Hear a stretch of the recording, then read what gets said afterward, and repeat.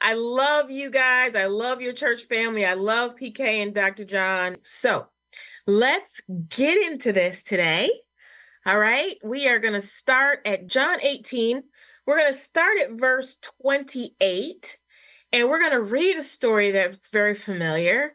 But you guys know I like to try to pull things out, truths out of things that are maybe hidden in plain sight and give us some revelation on how to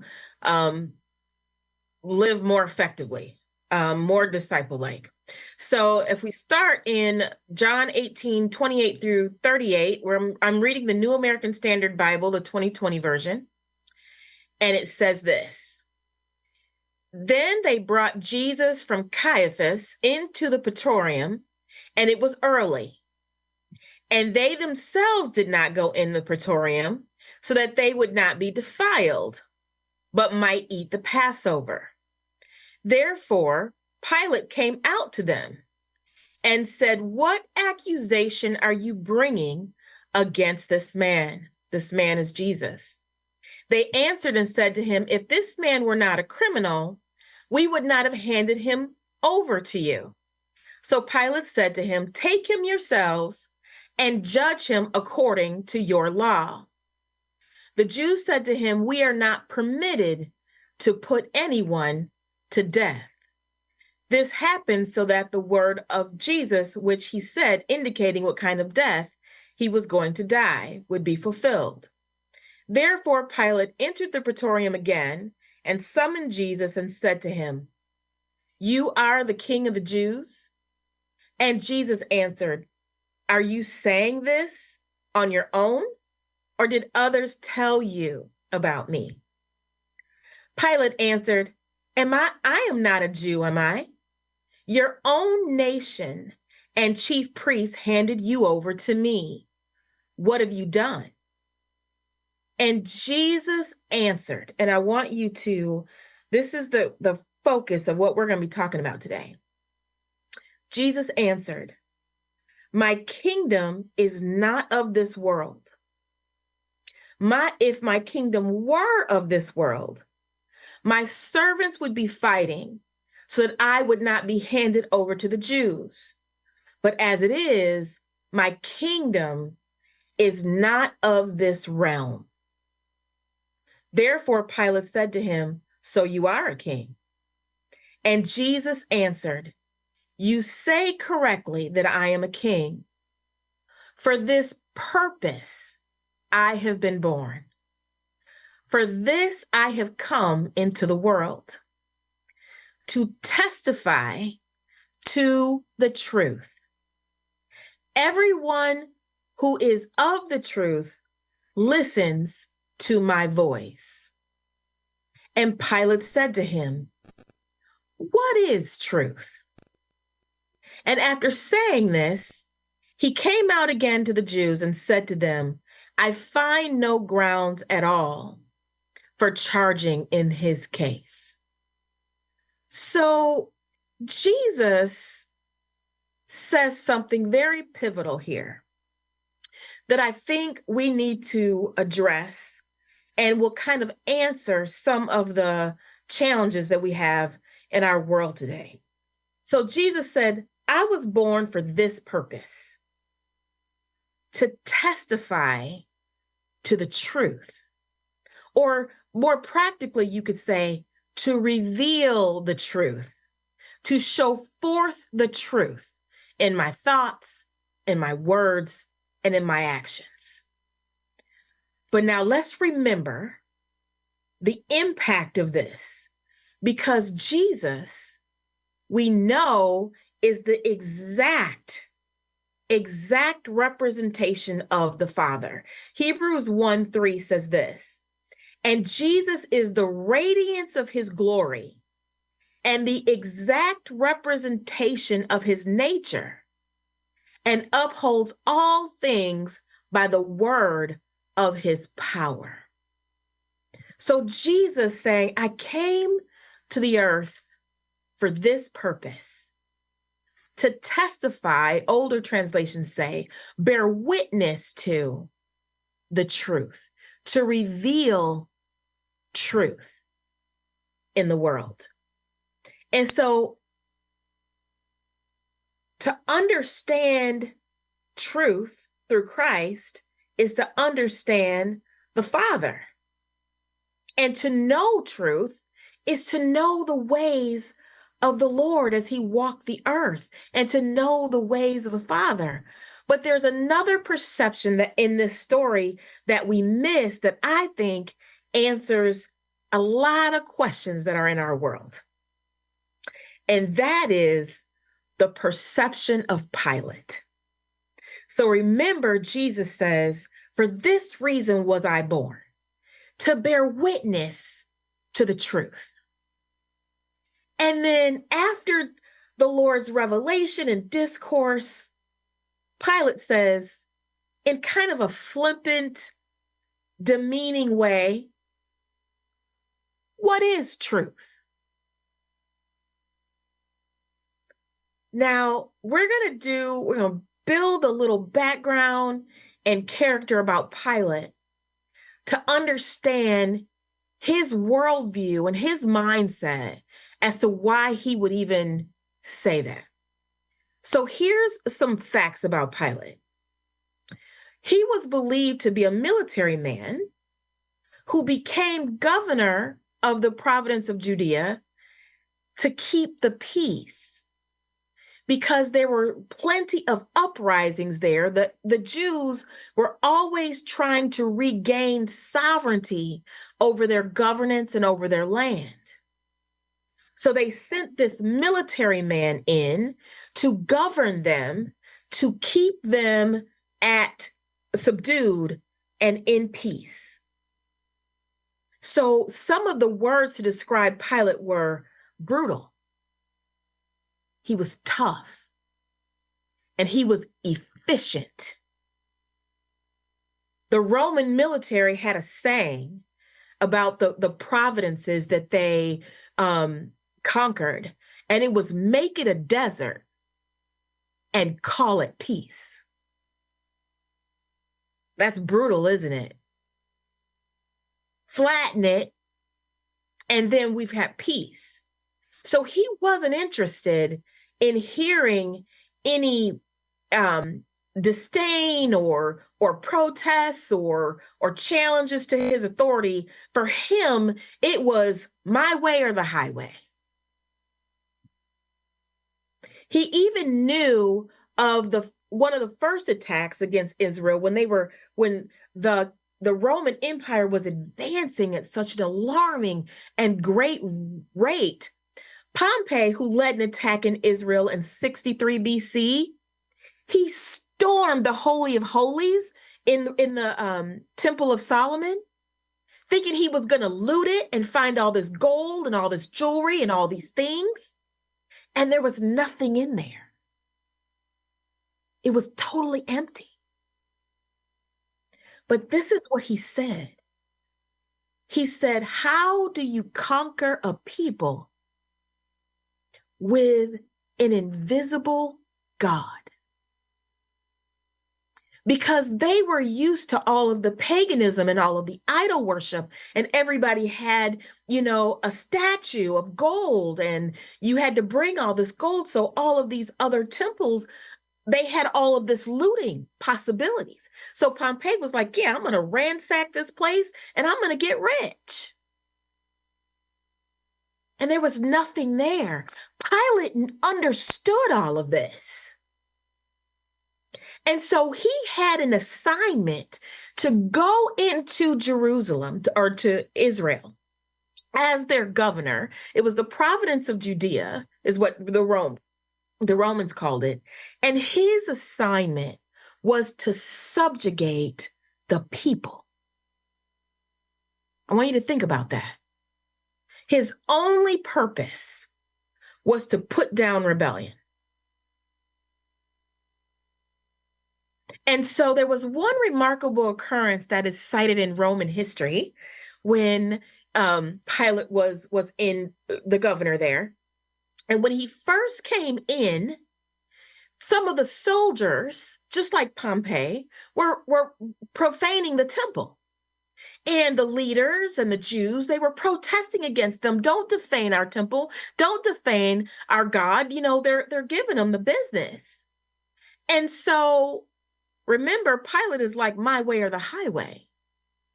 So he sends soldiers in there. And what they're going to do is draw their swords and just start putting people down. Well, at the moment that the soldiers began to go in to start fighting, all of the people knelt down and silently protest and refused to engage in violence. It was startling. They had never, these are warriors. They had never experienced people like not fighting like this. So Pilate said, okay, my tactics of powerful militant subjugation are not going to work on these people. I've got to do something else. So Pilate built this political alliance with the Sanhedrin. The Sanhedrin, who was the governance, the theological or the religion and political governance of Israel, because they wanted to be governed by the Mosaic law. So Pilate is saying, okay, my military force isn't going to work on these people. What I'll do is let the Sanhedrin govern them, but I'll keep track of it and keep an eye on them and make sure they're not causing an uprising. See how that works? It was a political alliance. Why is this relevant? I'm going to give you this scripture. It's John chapter 11, verses 45 through 50. Now, something that we maybe overlook because of the great, miracle of Jesus raising Lazarus from the dead, these 5 verses kind of get skipped over, but now they make sense. So John 11, 45 through 50. Therefore, many of the Jews who came to Mary and saw what Jesus had done, which was raise Lazarus from the dead, began to believe in him. I want you to think about this while I'm reading it. The populace are believing in Jesus. They're loving Jesus and they are believing in Jesus. Verse 46. But some of them went to the Pharisees and told them the things which Jesus had done. Therefore, the chief priests and the Pharisees convened a council meeting, and they were saying, what are we doing in regard to the fact that this man is performing many signs? Listen to 48 in the context of what I just said to you. If we let him go on like this, all the people will believe in him, and the Romans will come and take both our place and our nation.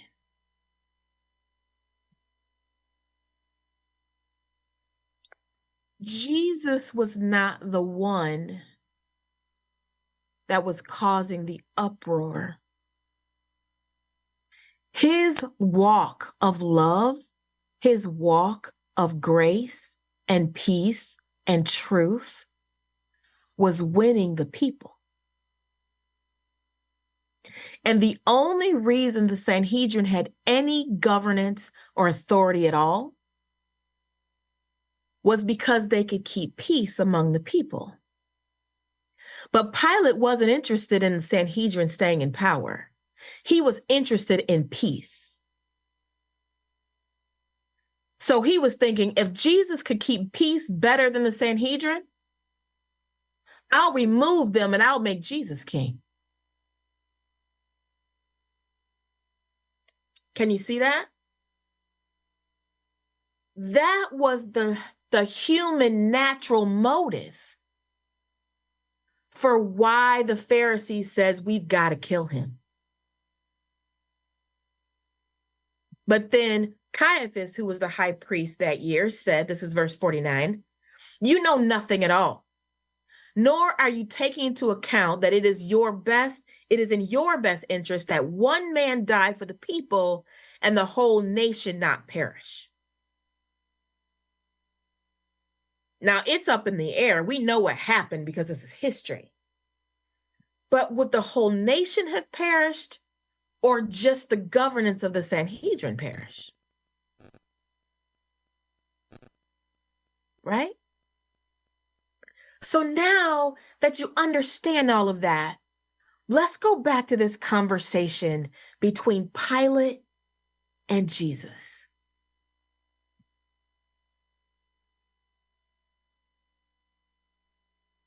So therefore, this is 33 of John 18. So therefore, Pilate entered the praetorium again and summoned Jesus and said, you are the king of the Jews? So now in his mind, he's saying, wait a minute, the Sanhedrin says they're in charge. Are you saying you're supposed to be in charge? And Jesus saying, are you saying that on your own? Or did others tell you about me? Are the people telling you that I'm the king? Or are you discerning that I'm the king? Who's telling you that? And Pontius Pilate, full of Roman authority and piety and pride, says, I don't have a dog in this fight between you Jews. Michelle, paraphrase version. What does this have to do with me?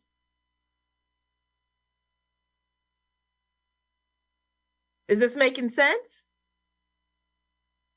So he's saying, what is the dissension? What is the problem between the two of you?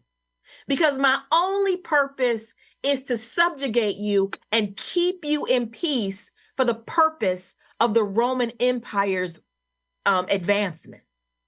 That's my only investment in this. And so then Jesus says, my kingdom is not of this world. If my kingdom were of this world, my servants would be fighting so that I would not have been handed over to the Jews. But as it is, my kingdom is not of this realm. I rule, but not in this physical world. And so Pilate says, oh, so you are a king. Yes, I am a king. And this was the reason I was born into this world. To testify to the truth. To bring back the reality and the ability to see the truth. To pull back the curtain. To rip the veil open. So that everybody can see the truth. But then Pilate says something that I want you to think about. And then we're gonna fast forward to where we are today. But I need you to understand this cultural and historical background. So Pilate looks at Jesus and he says, what is truth? What is your revelation of truth to me? Just like he said, what's the dissension between the two of you? It has nothing to do with me. He says it again. Your truth has nothing to do with me. It has nothing to do with the Roman Empire. Now, I got two pictures to just bring this perspective home, and then we're going to talk about 3 worldviews and truth. So this is the picture of the province of Judea. Okay, this is the place where Pilate governed after the Roman Empire was taken over. And it is generally the whole area of the nation of Israel.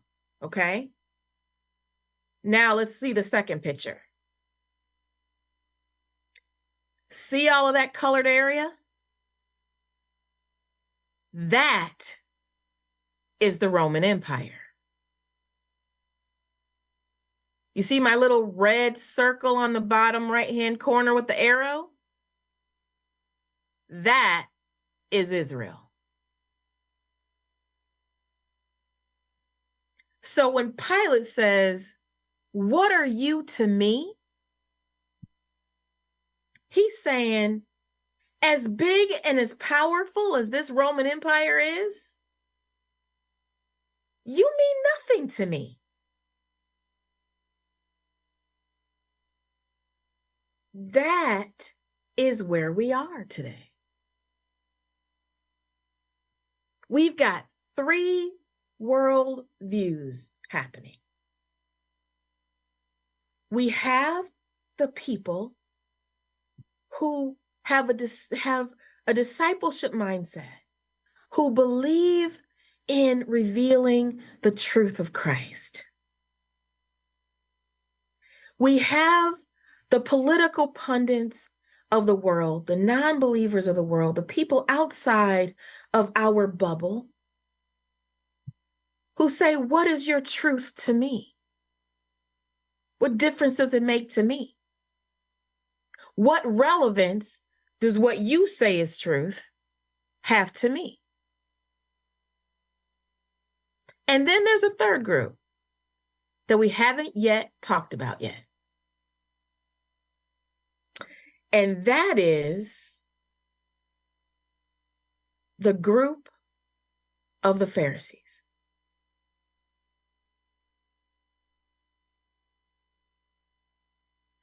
Who had this religious stance, right? But they denied the power of God,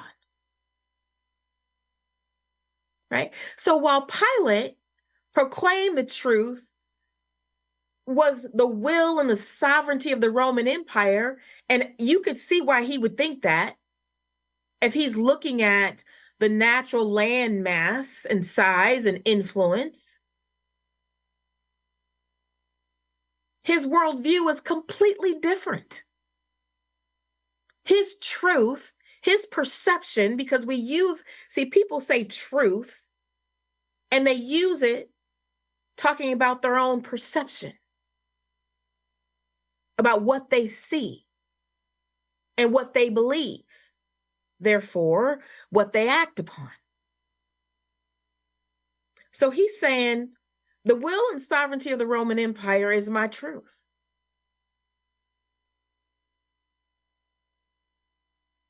But Pilate lacked compassion. He was militant. He was self-serving. He was opportunistic. Because I believe that if, the people had chose to save Jesus instead of Barabbas, he would have removed that Sanhedrin out of the way and say, "Okay, you govern the people. Just keep the peace."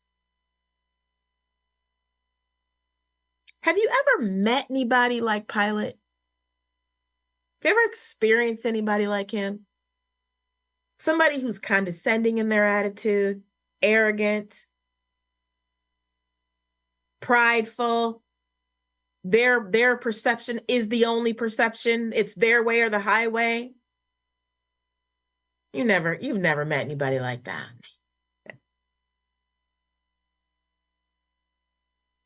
But the Sanhedrin was different. Remember, we've got 3 worldviews. We've got Christ and the truth. We've got Pilate, who's living his own truth, his own perception of power, piety, and self-indulgence and opportunity. But then we've got the religious, we've got the Sanhedrin. Now, Jesus said something of them. He said that they invalidated the word of God because of their traditions.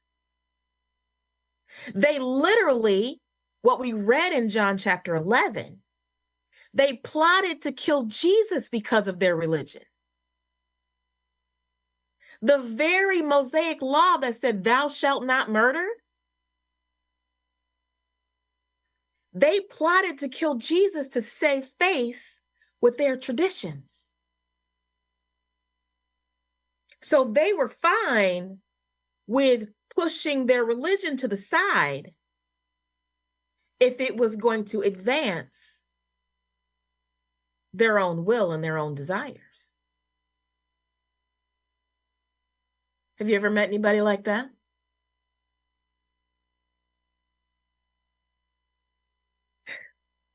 Have you ever met anybody that was just willing to die on a hill because of their belief, because of their traditions? They exalt what they know is right.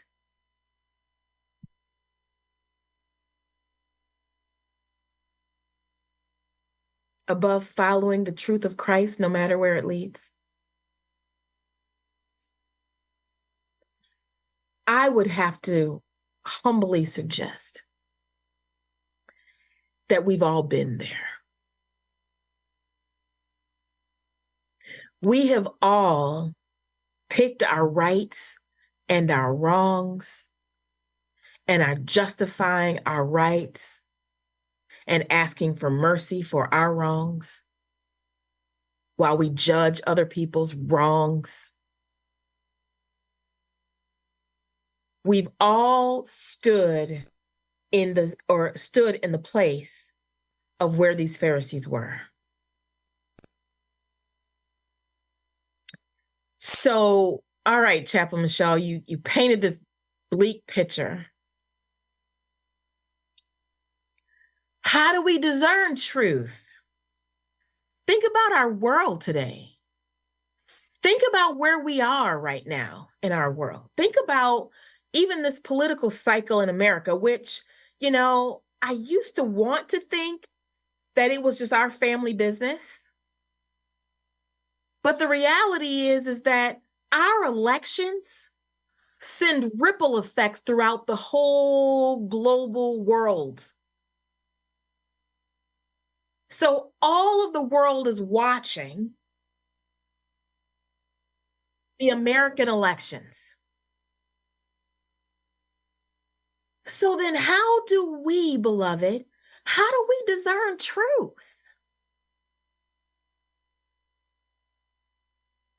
How do we help our friends and our family discern truth? Well, one of the things we have to do is we have to eliminate the practice of exalting our desires and our perceptions as truth without humility and without regarding our loving God with all of our heart, mind, soul, and strength, and loving our neighbor as ourselves. Does my desire hinder me loving God with all of my heart, mind, soul, and strength, and loving my neighbor as myself? Then maybe that's not truth. Maybe there's something that needs to be adjusted with that perception.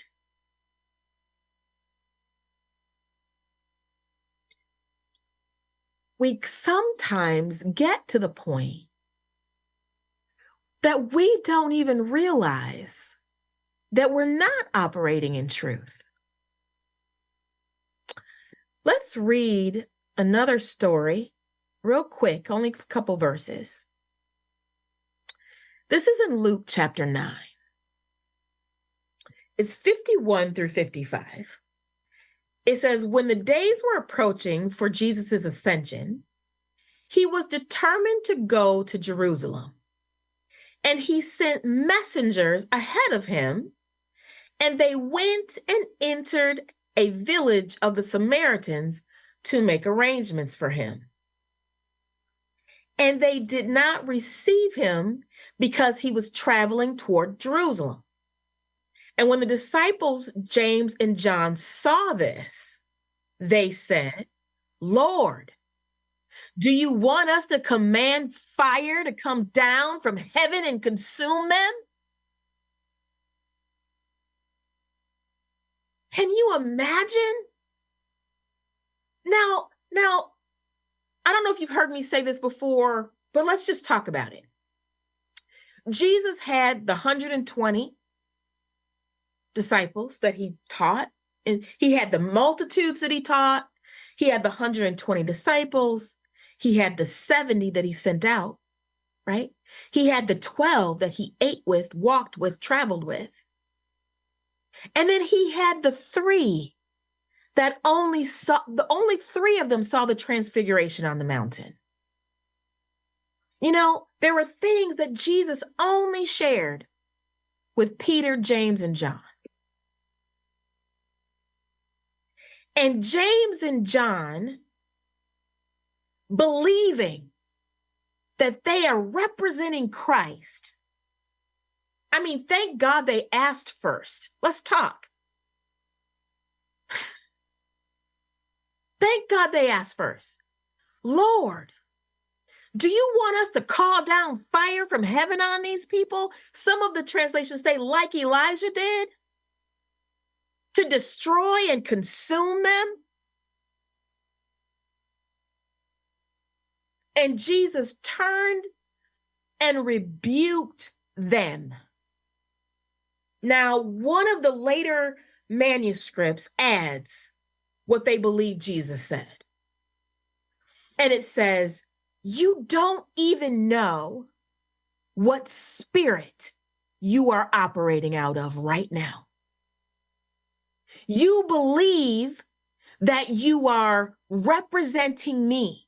You believe that you are walking in truth. You believe that you are doing the will of our Father in heaven, and you are not. You have no idea that you're calling down fire from heaven to destroy people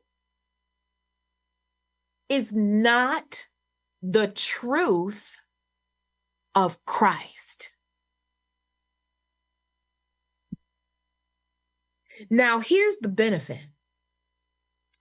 James and John had the benefit of getting that rebuke from Jesus. Look at the blessing of that. No, son, you're not representing God. You're not representing me. Jesus said, I came into the world to save. I came into the world to heal, not to destroy. And so they were constantly being redirected and reframed, and their mindset, their worldview being reset and reframed by what Jesus said to Pilate. For this reason was I born, to bear witness to the truth. Now, we don't have that face-to-face, one-on-one benefit. But you know what we do have? We have the Spirit of truth that leads us and guides us into all truth.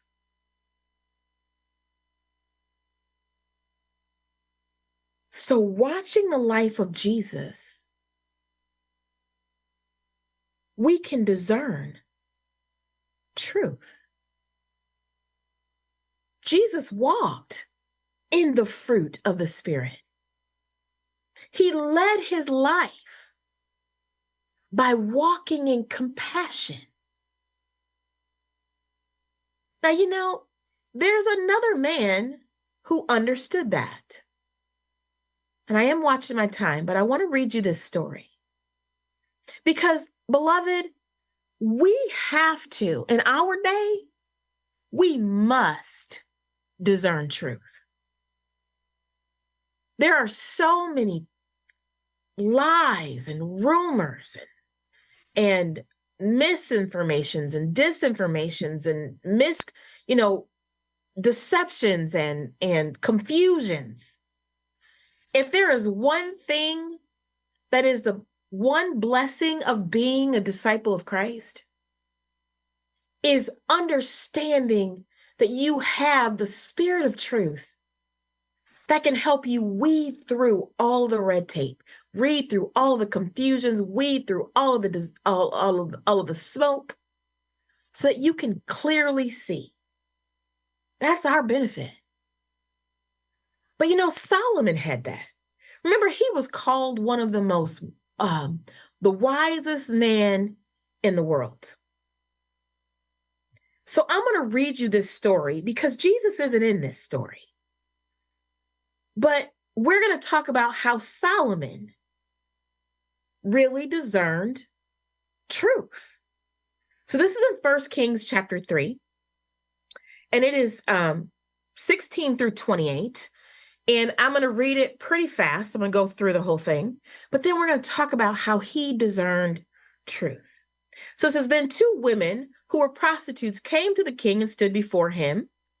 Verse 17, the one woman said, pardon me, Lord, this woman and I live in the same house. I gave birth to a child while she was in the house, and it happened on the third day after I gave birth that this woman also gave birth to a child, and we were together. There was no stranger with us in the house. Only the two of us were in the house. Then this woman's son died in the night because she lay on him. So she got up in the middle of the night and took my son from beside me while the servant was asleep. And she laid him at her breast and laid her dead son at my breast. And when I got up in the morning to the nurse, my son, behold, he was dead. But when I examined him closely in the morning, behold, he was not my son, whom I had borne. Then the other woman said, no, for the living one is my son, and the dead one is your son. But the first woman said, no, for the dead one is your son, and the living one is my son. So they spoke before the king.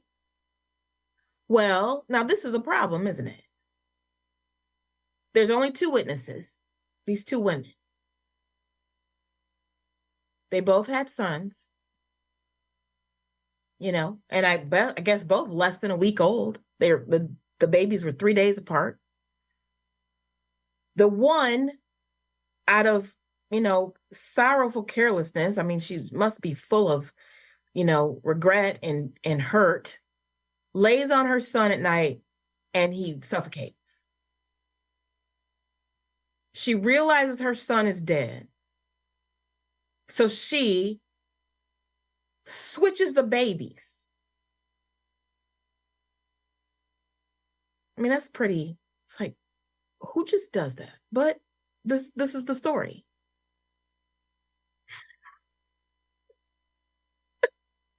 This is the story. This is what Solomon had to judge. And so, hear his wisdom. Then the king said, one says, this is my son who is living, and your son is the dead one. And the other one says, no, for your son is the dead one, and my son is the living one. And the king said, get me a sword. So they brought a sword before the king, and the king said, cut the living child in two, and give half to the one and half to the other. Now that's pretty graphic. And it was ridiculous. But it was ridiculous on purpose. It was to provoke a response. But the one whose child was the living one spoke to the king, for she was deeply stirred over her son, and said, pardon me, Lord. Give her the living child, and by no means kill him. But the other woman said, he shall be neither mine or yours. Cut him. Then the king replied, give the first woman the living child, and by no means kill him. She is the mother. When all of Israel heard about the judgment which the king had handed down, they feared the king because they saw that the wisdom of God was in him to administer justice. Now, what was the deciding factor of how he discerned truth between these two women? Compassion. He discerned truth by compassion. That, beloved, is a lesson for us. Jesus walked in compassion, didn't he? He walked in love, in truth, in grace, in long-suffering, kindness, meekness. So here's the challenge. Can we discern compassion and the fruit of the Spirit, regardless of the vessel that it's coming out of? See, that's the challenge, because we want it to look a certain way. We want it to come out of a certain way. We want it to be seen a certain way. But if truth is truth, which we know the definition of truth is unveiled, the nature of God, then we must see and recognize the nature of God regardless of what vessel it comes through. And that is how we are going to begin to maneuver truth in our world. Because how else do you tell? You've got you know what really, it makes me giggle in levity, but it's really tragic. You can find an expert that will tell you both sides of a story, both sides of a situation, both experts of 20 years, whatever. So if you're watching whatever you're watching and they're saying, but I'm an expert and this is the truth. And then, but I'm an expert and this is the truth. What do you do? What do you do? You cannot, this is what you cannot do, beloved. You cannot throw up your hands and say, I'm out. Because the life of a disciple of Christ is engaging. We don't quit life. We don't remove our impact. We engage. But we must engage in truth by the Spirit of truth. If Jesus was born to reveal truth, to testify to truth, then so are we. We are born to testify to the truth, to bear witness to the truth. And that truth is the Spirit of God, the Spirit of truth, the compassion of God. You know, as a chaplain, I talk to all sorts of people in all walks of life and all things. And even the atheists that I have had the pleasure of talking with,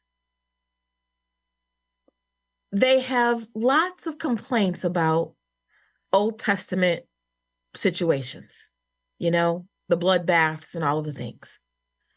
But if I say, what about Jesus? What about the life of Christ?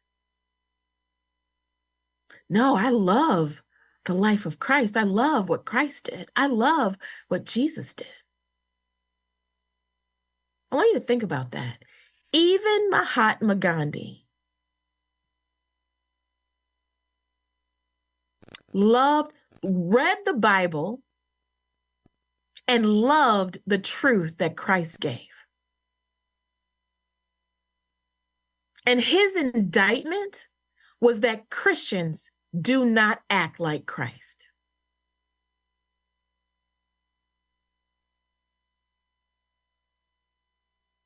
(1924).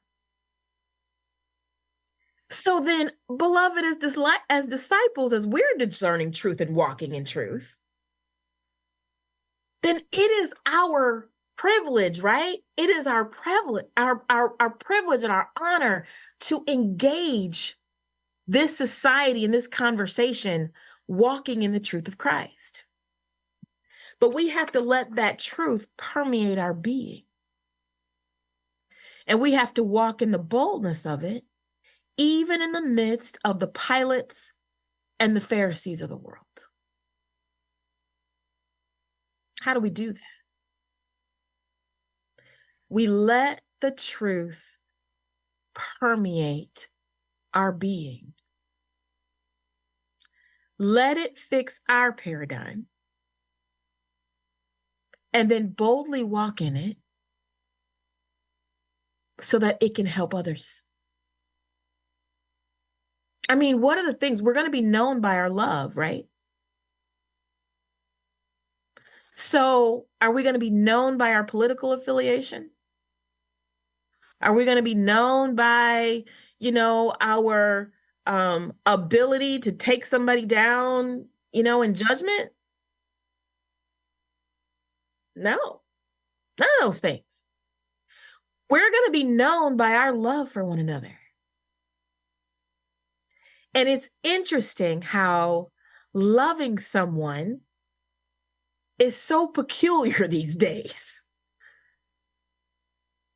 Loving someone, looking at the weightier matters of the law, right? Righteousness, mercy, faithfulness. Can we boldly walk in righteousness, mercy, and faithfulness to reveal the truth of Christ amidst the Pilates and the Pharisees of the world? Sometimes it's a lonely walk, but not amongst ourselves. We all want to walk in this love and in this grace and in this truth. We don't have to feel alone in the world because we have each other. Amen. I want to read one more scripture and then we're going to be done. This is James chapter 1, verses 19 through 21. And it says, "Know this, my beloved brothers and sisters. Now everyone must be quick to hear, slow to speak, and slow to anger. For a man's anger does not bring about the righteousness of God. Therefore, ridding yourselves of all filthiness and all that remains of wickedness, in humility, receive the word implanted, which is able to save your souls." We have the Spirit of truth, beloved, within us that is always leading, always guiding us to discern truth and to reveal Christ in us and through us.